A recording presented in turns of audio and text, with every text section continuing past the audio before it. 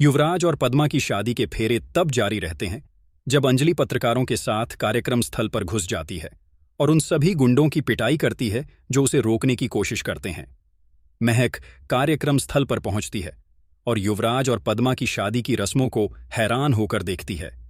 पंडित जी दूल्हे से दुल्हन के बालों में सिंदूर लगाने को कहते हैं। पद्मा को याद आता है कि अंजलि ने उसे युवराज से बचाने का वादा किया था और गौरव ने चेतावनी दी थी कि युवराज उसे मार देगा। युवराज पद्मा के बालों में सिंदूर लगाने ही वाला होता है कि अंजलि उसे रोक देती है। गिन्नी को याद आता है कि अंजलि ने शादी रोकने की चुनौती दी थी। युवराज कहता है कि शादी पक्की होगी। अंजलि उसे थप्पड़ मारती है। चंद्रभान अपने गुंडों को उसे बाहर फेंकने का आदेश देता है। भजन अंजलि को घसीटने की कोशिश करता है।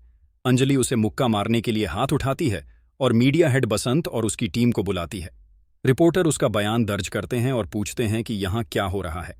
अंजलि पद्मा का परिचय देती है और कहती है कि राजनेता चंद्रभान के बेटे युवराज ने उसके साथ छेड़छाड़ की और अब सजा से बचने के लिए उससे जबरदस्ती शादी करने की कोशिश कर रहा है।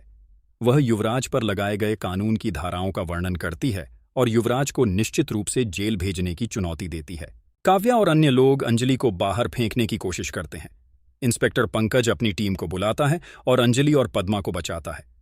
अंजलि पद्मा का हाथ पकड़ती है और वहां से चली जाती है। नंदिनी गिन्नी से कहती है कि वह अपना वादा निभाने में विफल रही और उसे अंजलि को रोकने के लिए कहती है। गिन्नी अंजलि को रोकती है और कहती है कि वह उसे पद्मा को नहीं ले जाने देगी। अंजलि उसे अपने रास्ते से हटने की चेतावनी देती है। गिन्नी कहती है कि उसने अपने ससुराल वालों का सम्मान पाने के लिए वास्तव में 1 साल तक कड़ी मेहनत की और वह अंजलि को इसे बर्बाद नहीं करने देगी। अंजलि कहती है कि उसने पद्मा की जिंदगी बर्बाद करने की कोशिश करके इसे हासिल किया है और वह उसे पद्मा की जिंदगी बर्बाद नहीं करने देगी। गिन्नी अंजलि से अपनी बड़ी बहन की विनती सुनने की विनती करती है। पद्मा पूछती है कि क्या गिन्नी उसकी बहन है। अंजलि का कहना है कि उसे गिन्नी को बहन कहने में शर्म आती है।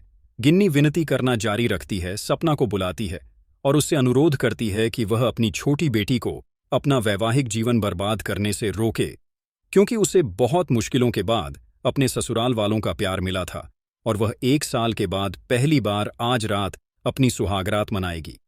सपना अंजलि से बात करती है और उसे अपनी बहन की जिंदगी बर्बाद न करने और जैसा वह कहती है वैसा करने के लिए कहती है। अंजलि पूछती है कि वह एक महिला होने के नाते पद्मा की जिंदगी कैसे बर्बाद होने दे सकती है। वह अपने पिता की तरह अपमानित जीवन नहीं जीना चाहती और किसी भी कीमत पर यह केस जीतेगी। गिन्नी सपना से पूछती है कि क्या वह अंजलि को नहीं रोक सकती। गिन्नी अंजलि को चुनौती देती है कि वह उसे केस जीतने नहीं देगी। राघव गिन्नी को फोन करता है और कहता है कि उसने सुना है कि अंजलि ने शादी रोक दी है। गिन्नी कहती है कि वह सुनिश्चित करेगी कि युवराज को सजा न मिले। अंजलि वहां से पद्मा को ले जाती है। सपना को गिन्नी और अंजलि की बातें याद आती हैं। अंजलि घर लौट आती है। सपना उसे उसकी बहन से लड़ने और उसके पिता की इज्जत को बर्बाद करने के लिए फटकारती है। अंजलि का कहना है कि गिन्नी ने उसके ससुराल वालों के सामने उसे अपनी बहन मानने से इनकार कर दिया और जब उसने नहीं सुनी तो उसे भावनात्मक रूप से ब्लैकमेल करने की कोशिश की, लेकिन उसने मना कर दिया और पद्मा को बचा लिया। कमला अंजलि को फोन करती है और पूछती है कि वह जीती या हारी। अंजलि कहती है कि वह जीत गई, पद्मा को बचाया और राघव और गिन्नी को एक अच्छा सबक सिखाया।